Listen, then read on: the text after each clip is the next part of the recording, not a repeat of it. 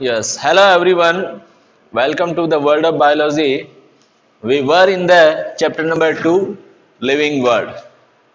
Or after that, we have started chapter number 2, that is biological classification.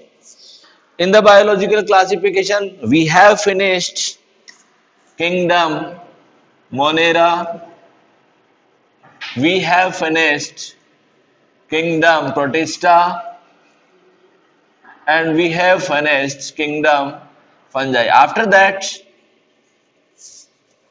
in the five kingdom theory, the next kingdom is kingdom Plantae. As you can get an idea from the name, Plantae means group of plants. And especially we will discuss here all those plants which are eukaryotic in nature, that has the very well defined nucleus, multicellular plants and group of plants that possess the many cells in their plant body, and autotrophic in nature. Most of the plants are autotrophic in nature. They can photosynthesize to prepare their own food. Although there are some examples which can be considered in the exception, such like you have heard about the name Amarbel. Basically, this is the parasitic plant. So, it is an exception here. So, we will discuss the kingdom Plantae in detail by using the PPTs. So, in the kingdom Plantae, it includes all the plants. They are eukaryotic, multicellular, and autotrophic organisms. The plant cell contains a rigid cell wall. This is a common feature of the plant, that the plant cell has a rigid cell wall. Plants have chloroplast and chlorophyll pigment which is required for the photosynthesis. So you can see in the green plants a specific cell organelle is there, that is the chloroplast, and in the chloroplast you can see the specific pigment chlorophyll that helps in the photosynthesis. Some members are partially heterotrophic such as insectivorous plants, or some are parasites. So for example, you can see the insectivorous plants, bladderwort, Venus flytrap. Bladderwort and Venus flytrap, these are the examples of insectivorous plants. They eat the insect for their nitrogen deficiency. So as they will eat the insect, they will fulfill their nitrogen requirements. And there is one more example, that is parasitic plant, and its name is Cuscuta. It is also known as Amarbel. The life cycle of the plants has two distinct phases. In the life cycle of plants, you can see the two phases. The first is sporophytic phase and the second is gametophytic phase. As we have already learned in the class 11, sporophytic phase is diploid in nature while the gametophytic phase is haploid in nature. And the lengths of the haploid and diploid phases are inalternate with each other. This phenomena is called alternation of generation. Now you can see some beautiful pictures here. This is bladderwort. The name is Utricularia vulgaris. This is insect eating plant. This is Venus flytrap, and the last figure, that is, this is yellow in color, it is known as Cuscuta, and the another name of this is Amarbel. Now you can see Plantae includes following groups. So following groups can be considered here: algae, bryophytes, pteridophytes, gymnosperms, and angiosperms. And angiosperm is further subdivided in monocotyledons and dicotyledons. You can see a brief classification here. Classification of kingdom Plantae. This is also known as Embryophyta. Bryophyta, this is known as amphibians of plant kingdom, and these are non-vascular in nature. They absorb the minerals and water from their whole body.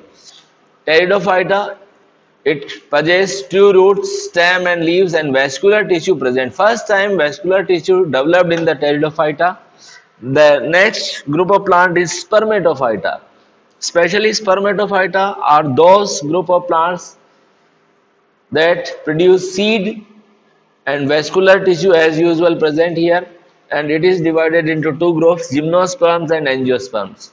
Gymnosperms, it possesses naked seeds and seed not enclosed in the ovary. Angiosperm, seed enclosed in ovary wall, and it is divided in two parts, dicotyledons and monocotyledons. तो dear students, देखो हमने यहाँ पर kingdom plant ही पढ़ लिया। इसके अंदर आपको मैं वापस बता देता हूँ क्या क्या चीजें पढ़ी। देखो, किंगडम प्लांटी में सभी पेड़ पौधों को रखा जाता था। ये यूकैरियोटिक होते हैं, मल्टीसेलुलर मतलब बहुकोशिकीय होते हैं, स्वपोषी होते हैं, और इनकी जो प्लांट सेल होती है उसमें सेल वाल पाई जाती है। सेल वाल कहते हैं कोशिका भित्ति को। और ये फोटोसिंथेसिस करते हैं, इनमें हरित लवक या क्लोरोप्लास्ट पाया जाता है। ज्यादातर जो इसके मेंबर्स है वो ऑटोट्रॉपिक होते हैं। ऑटोट्रॉपिक मतलब स्वपोषी, अपना खाना खुद बनाते हैं। कुछ अपवाद है इसके, जैसे इंसेक्टिवोरस प्लांट्स, इसको बोलते हैं अपन कीटाहारी पौधे। फॉर एग्जांपल ब्लेडरवर्ट और वीनस फ्लाईट्रैप। और एक परजीवी पौधा होता है पैरासिटिक प्लांट जिसका नाम है कस्कुटा या अमरबेल। इसकी लाइफ साइकिल में दो प्रकार की अवस्थाएं पाई जाती है, स्पोरोफिटिक जो डिप्लॉइड या द्विगुणित होती है, गैमेटोफिटिक हैप्लॉइड होती है अगुणित। ये कुछ एग्जाम्पल इसके दे दिए फिगर्स, ब्लेडरवर्ट, वीनस फ्लाईट्रैप, कस्कुटा। उसके बाद में ये प्लांटी को निम्न ग्रुप में डिवाइड करते हैं, एल्गी, ब्रायोफाइटा, जिम्नोस्पर्म, एंजियोस्पर्म आदि। नेक्स्ट आता है किंगडम एनिमेलिया। इसके नाम से पता चल रहा है एनिमेलिया मीन्स एनिमल्स, जानवर। All animals are members of the kingdom Animalia, also called Metazoa. इसको मेटाजोआ के नाम से भी जानते हैं। इसका भी एक ब्रीफ क्लासिफिकेशन, छोटा सा वर्गीकरण यहाँ पे दे रखा है। किंगडम एनिमेलिया के दो पार्ट हो गए, प्रोटोजोआ और Metazoa. Protozoa unicellular eukaryotic organisms होते हैं, और मेटाजोआ को आगे जाके दो पार्ट में डिवाइड करते हैं, पैराजोआ और यूमेटाजोआ। पैराजोआ में हम पोरिफेरा को रखेंगे, ये आगे नेक्स्ट चैप्टर में आएगा। और यूमेटाजोआ के दो पार्ट हो गए, रेडिएटा एंड बाइलेट्रिया। इनमें रेडियल सिमेट्री पाई जाती है, निडेरिया और टिनोफोरा इसके एग्जांपल है। बाइलेट्रिया, बाइलेट्रिया को आगे जाके दो ग्रुप में डिवाइड करते हैं, प्रोटोस्टोमिया और ड्यूटेरोस्टोमिया। प्रोटोस्टोमिया के आगे कैटेगरी एसिलोमेटा, प्लेटीहेल्मिंथीस, स्यूडोसिलोमेटा, एस्केहेल्मिंथीस, सिलोमेटा, एनेलिडा, आर्थ्रोपोडा, मोलस्का इसमें आते हैं। और ड्यूटेरोस्टोमिया के अंदर इकाइनोडर्मेटा, हेमिकोडेटा और कोर्डेटा को रखा जाता है। अब हम बात करते हैं, एकदम नया ग्रुप है, उसका नाम है वायरस। वायरस क्या होता है इसके बारे में अपन देखेंगे यहाँ पे। ए वायरस इज ए सब microscopic infectious agent that replicates only inside the living cells of an organism. मतलब वायरस जो है सबसे पहले ये सब माइक्रोस्कोपिक होते हैं। इसका मतलब होता है इसको माइक्रोस्कोप से ही दिखाई देते हैं, बाकी ये नजर नहीं आते। इन्फेक्शियस एजेंट होते हैं, बीमारियां फैलाते हैं, और ये अपनी कॉपी करते हैं, रेप्लिकेट करते हैं केवल लिविंग सेल में। जिंदा सेल के अंदर ही ये लिविंग नेचर के होते हैं, बाकी नहीं होते। Virus did not find the place in 5 kingdom system. Virus को 5 किंगडम सिस्टम में नहीं रखा गया। क्यों नहीं रखा बताओ? It is not living and possesses cell structure. नहीं तो ये लिविंग होता है, न इसके अंदर सेल स्ट्रक्चर होती है। The viruses are non cellular organisms that are characterized by having inert crystalline structure outside the living cell. अगर मान लो वायरस की बात करते हैं तो ये सेल के बाहर होते हैं ना, ये हमारे क्रिस्टलाइन नेचर के होते हैं। As they infect the cell, they take over the machinery of host cell to replicate itself and kills the host. और जैसे ये कोशिका के अंदर, सेल के अंदर घुस जाते हैं तो उसकी मशीनरी को कंट्रोल में कर लेते हैं और उसको मार देते हैं। ये एक वायरस का बहुत ही सुंदर सा फोटो दे रखा है यहाँ पर। ये जो अंदर देख रहे हैं सांप जैसा सांप, ये तो है इसका जेनेटिक मटेरियल। ये डीएनए या आरएनए हो सकता है। आउटर जो कवर दिख रहा है इसको कैप्सिड बोलते हैं। एक क्वेश्चन दे रखा है यहाँ पर, would you call the virus as living or non living? बताओ, वायरस को सजीव कहते हैं निर्जीव कहते हैं? बताओ। कि most biologists says no, viruses जो होते हैं वो जिंदा नहीं होते, निर्जीव होते। Viruses are not made out of cell, क्योंकि ये सेल्स के नहीं बने होते। They can't keep themselves in a stable state. They don't grow and they can't make their own energy. देखो नहीं तो ये सेल के बने होते हैं, नहीं इनकी अपनी स्टेट जो है फिक्स रहती है, नहीं ये ग्रो करते हैं, इनमें वृद्धि नहीं पाई जाती है, अपनी एनर्जी भी ये खुद नहीं बनाते। Even though they definitely replicate and adapt to their environment, viruses are more like androids than real living organisms. कुछ यहाँ पर वायरस की हिस्ट्री के बारे में बता रखा है। Pasteur Pasteur coined the term virus, virus term जो है सबसे पहले पास्चर ने बताई थी, विच मीन्स वीनम और पॉइजन। वायरस का मतलब होता है वीनम, जहर। DJ Ivanovsky 1892 recognized that certain microbes as a causal organism of mosaic disease of tobacco। तो इवानोवस्की जो था उसने टोबैको प्लांट में, टोबैको मतलब तंबाकू के अंदर एक बीमारी को देखा था और उसे मोजेक डिजीज ऑफ टोबैको कहते हैं, उस वायरस का नाम था tobacco mosaic virus. These are found to be smaller than bacteria, ये बैक्टीरिया से भी छोटे होते हैं, because they can pass through bacteria proof filter। एक साइंटिस्ट और आया 1898 में, MM Bizering, demonstrated that the extract of the infected plant of tobacco could cause infection in healthy plants and called the fluid as Contagium vivum fluidum, infectious living fluid। इसने क्या किया बिजरिंग ने, जो mosaic disease हो रही थी साहब तंबाकू में, उसकी लीफ को, पत्तियों को लिया, मसल करके उसका लिक्विड निकाला और हेल्दी प्लांट, स्वस्थ पौधे के लगाया, वो भी बीमार हो गया। नेक्स्ट आता है WM Stanley showed that viruses can be crystallised. सबसे पहले स्टैनले ने इसका क्रिस्टलाइजेशन किया, क्रिस्टलीकरण किया था। And crystals contains proteins, the viruses are obligate parasite. वह सारे वायरस पैरासाइट होते हैं, कंपल्सरी पैरासाइट, मतलब परजीवी के रूप में ही रहते हैं, इनको ऑब्लिगेट पैरासाइट बोलते हैं। कंपोजिशन ऑफ वायरस, वायरस की संरचना देखो, the simplest virions consist of two basic components. एक होता है इसका न्यूक्लिक एसिड, जेनेटिक मटेरियल, और एक होता है प्रोटीन कोड। जो न्यूक्लिक एसिड होता है वो सिंगल और डबल स्ट्रैंडेड RNA हो सकता है और DNA हो सकता है। अगला आता है प्रोटीन कोड, इसको कैप्सिड भी कहते हैं, which functions as a shell to protect the viral genome. ये बाहर का कवर है, ये वायरल जीनोम को प्रोटेक्ट करता है। किससे बचाता है बताओ? न्यूक्लियोजेज एंजाइम से। And which during infection attaches the virion to specific receptors exposed on the prospective host cell. उसके बाद में आता है the protein coat is made of small subunits. जो प्रोटीन का कवर होता है वायरस का, वो छोटी छोटी यूनिट से बना होता है। जैसे अपने मकान की दीवार बनाते हैं, किससे बनाते हैं? छोटी छोटी ईंटों से बनाते हैं, ऐसे ही ये जो सब यूनिट्स होती है इसको बोलते हैं capsomeres, that protects the nucleic acid. These capsomeres may be arrange in different structures. ये जो कैप्सोमियर्स होता है इनका अरेंजमेंट अलग अलग टाइप का हो सकता है, जैसे पॉलीहेड्रल हो सकता है, हेलिकल हो सकता है, जियोमेट्रिक कोई भी फॉर्म हो सकती है। In general the viruses that infects plants, ऐसे वायरस जो प्लांट को इन्फेक्ट करते हैं, जनरली वो सिंगल स्ट्रैंडेड RNA होते हैं, SSRNA होते हैं। एंड दैट इन्फेक्ट एनिमल, और जो वायरस एनिमल्स को इन्फेक्ट करते हैं जनरली या तो सिंगल स्ट्रैंड या डबल स्ट्रैंड DNA होते हैं। हालांकि इसके अपवाद भी है, एक्सेप्शन भी है साहब। The viruses that infect bacteria, ऐसे वायरस जो बैक्टीरिया को इन्फेक्ट करते हैं उसको बैक्टीरियोफेज कहते हैं। These usually have double stranded DNA, और बैक्टीरियोफेज में डबल स्ट्रैंडेड DNA होता है as a genetic material. Example है लैम्डा फेज।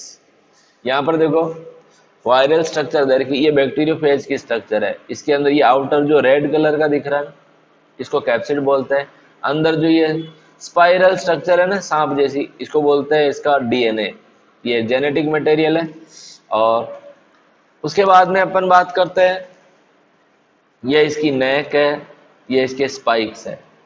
इस वायरस की स्ट्रक्चर को देखो, दूसरे वाले को एक कोरोना जैसा दिख रहा है ना, तो इसके अंदर एक नंबर पे वापस वही कवर कैप्सिड हो गया, दो नंबर पे जेनेटिक में दो नंबर जो है जेनेटिक मटेरियल है, इसमें भी सेम वो वही हो जाएगा, कोई दिक्कत है नहीं।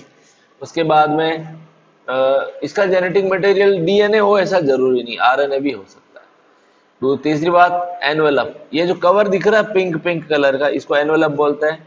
और इसकी जो प्रोटीन्स है ये डॉटेड प्रोटीन्स बन रही है, ये एनवेलप प्रोटीन्स होती है। तो एनवेलप प्रोटीन मिलकर के कैप्सिड बनाती है, और इसके अंदर एंजाइम प्रेजेंट है। जैसे HIV वायरस में रिवर्स ट्रांसक्रिप्टेज एंजाइम होता है, ऐसे ही एंजाइम प्रेजेंट होता है, और ये इसका RNA सिंगल स्ट्रैंडेड। ये डबल स्ट्रैंडेड DNA था, और ये सिंगल स्ट्रैंडेड है, तो ये RNA हो जाता है।